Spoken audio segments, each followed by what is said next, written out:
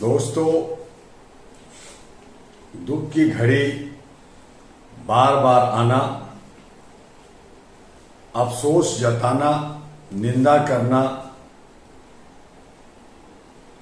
और फिर उसी ढर्रे पे आ जाना,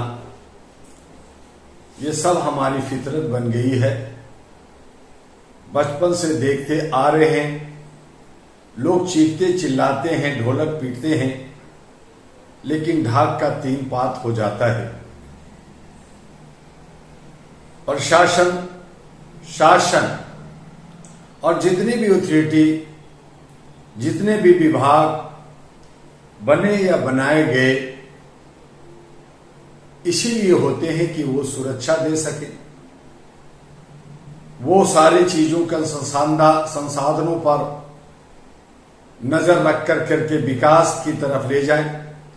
कोई भूखा ना हो, कोई प्यासा ना हो, कोई बेघर ना हो, सुख शांति के साथ जी सके। हर एक देश का नाम होता है, हर एक व्यक्ति का नाम होता है, उसकी पहचान होती है, लेकिन नाम इंसान की पहचान होते हैं।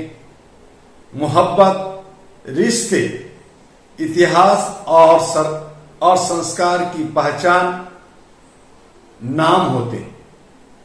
लेकिन जब यही नाम नफरत की पहचान बन जाए तो इंसानियत का वजूद खतरे में पड़ जाता है। आज इंसानियत, मानवता खतरे में है। दोस्तों, हम सब बुद्धिजीवी हैं,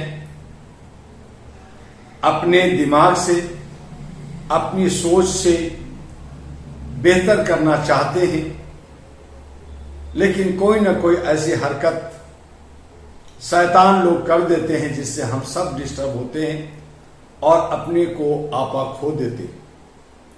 पहलगांव में टूरिस्टों पर हुआ बर्बर हमला सिर्फ एक आतंकी हरकत नहीं थी, यह नफरत के जहर का वो नतीजा था जो अब खुलकर देश को निगलने पर आमदा है।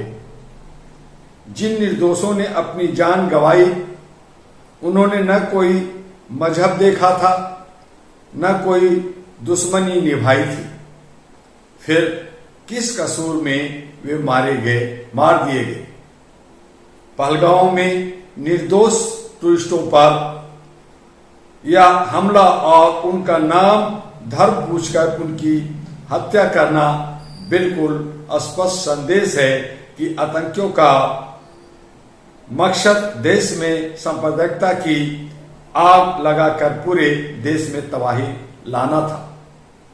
नाम लिया गया या नहीं, लेकिन जिस तरह से मीडिया प्रोपगंडा फैला रही है, वो और नफरत और सांप्रदायिकता और हमारे बीच में तोड़फोड़ की नीयत से काम कर रही है, जिस पे सरकार की नजर नहीं जा रही है। उन्हें रोकना चाहिए।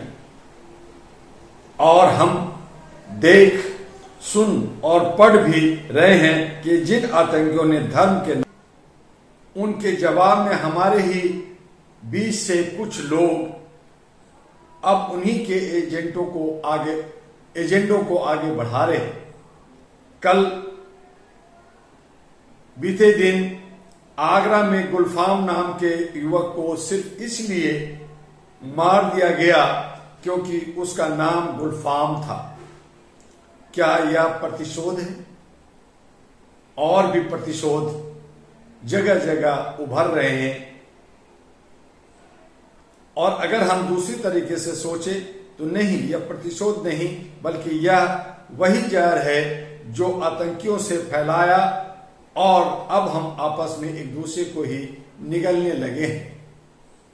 जिसने आगरा में हत्या की, उसने वीडियो बनाकर कहा कि 26 लोग पुलवामा में मरे हैं, हमें 2600 लोगों की जान लेनी है। यह भाषा किसी राष्ट्रभक्त की नहीं, एक और आतंकी की है। क्या हम अब पहचान से तय करेंगे कि कौन जिएगा और कौन मरेगा? क्या हमारा समाज इतना खोखला हो गया है कि एक गुलफाम या एक मनोज अब इंसान नहीं सिर्फ नफरत की पहचान बन जाए? नाम और धर्म से नफरत का यह खेल कुछ इसी तरह पिछले साल महाराष्ट्र में एक ट्रेन में खेला गया था, जब सुरक्षा में तैनात सुरक्षाकर्मी ने ही 3 मुसलमानों की उनकी धार्मिक पहचान के आधार पर निर्मम हत्या कर दी थी। भारत का संविधान हर नागरिक को बराबरी का अधिकार देता है। धर्म के नाम पर हत्या करना आतंकवाद है, चाहे वो पहलगांव में हो या आगरा में हो या महाराष्ट्र में हो या मणिपुर में हो। और जो भी इस नफरत को बढ़ावा देता है वह देश का सबसे बड़ा दुश्मन है। अगर आतंकियों को हराना है तो उनके फैलाए जहर को खत्म करना होगा, और वह जहर नाम, मजहब और पहनावे के आधार पर की जाने वाली नफरत से पैदा होता है। तो हमें समझना होगा कि भारत का भविष्य मोहब्बत, भाईचारा और इंसानियत में है। यकीनन पहलगांव का बदला हर देशवासी चाहता है। भारत का मुस्लिम समाज जिसमें सबसे आगे है और वह सरकार से मांग करता है कि हमले की सच्चाई देशवासियों के सामने आए। किस तरह आतंकी कामयाब हुए? ऐसे आतंकियों को जीने का हक नहीं है जो निर्दोष का लहू बहाए और लहू बहाने के साथ देश में सांप्रदायिकता का जहर फैला दे। ऐसे आतंकियों को नस्ता नाबूद या सख्त से सख्त सजा मिलनी चाहिए। लेकिन आज जरूरत है उन आवाजों की जो नफरत के शोर में दब गई है, जो कहें इंसान पहले हैं, नाम बाद में। इंसानियत, मानवता को अगर हम दरकिनार करेंगे तो ये सब होता रहेगा और नाम, जात, धर्म, संप्रदाय पे हम एक दूसरे का कत्ल करते रहेंगे, जो उचित नहीं है। इसकी निंदा all India human rights association परिवार करती है। और जो कहें नफरत किसी भी धर्म की सिखाई नहीं हो सकती है। धर्म तो कहता है सारी धरती एक परिवार है और सारे मानव एक माता पिता की संतान है। यह शिक्षा पवित्र वेद, पवित्र कुरान और तमाम धार्मिक ग्रंथों में है कि मानवता से बढ़कर कुछ नहीं, मानवता ही मेरा धर्म है, मानवता ही मेरी पहचान है और इसी पहचान को कायम करनी चाहिए। और जो लोग विक्षिप्त शक्तियां हैं, जो लोग नफरत फैला करके, खून खराबा कर करके, दहशतगर्दी कर करके वो चाहते हैं अपना राज, अपना कुर्सी और सत्ता का खेल, सियासी खेल, मजहबी खेल, तो इसे हमें समझना होगा और इसका जवाब देना होगा। ये सब जहां कहीं भी जब इलेक्शन होता है या कहीं न कहीं कोई और समस्या होती है तो इस तरह की समस्याएं भी उभरती है, उस पर भी हमें विचार करना होगा।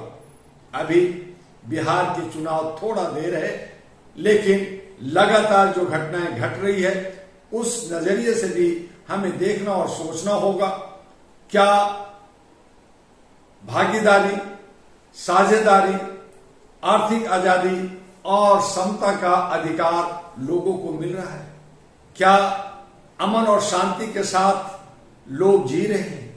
हर कोई कुर्सी का खेल खेल रहा है। इस खेल को भी हमें समझना हो। आइए इस पे गहन चिंतन करते हुए समाज के अंदर भाईचारा, मानवता, इंसानियत को कायम करें। गलत संदेश किसी को ना दे। हम सब एक है, एक थे और एक ही रहेंगे। कुछ लोग इसका नाजायज फायदा उठाना चाहते हैं, उससे सतर्क रहें। बस आज इतना ही, फिर मिलेंगे। आपका डॉक्टर एमी दुआ अहरा और एनपी का राष्ट्रीय अध्यक्ष। नमस्कार।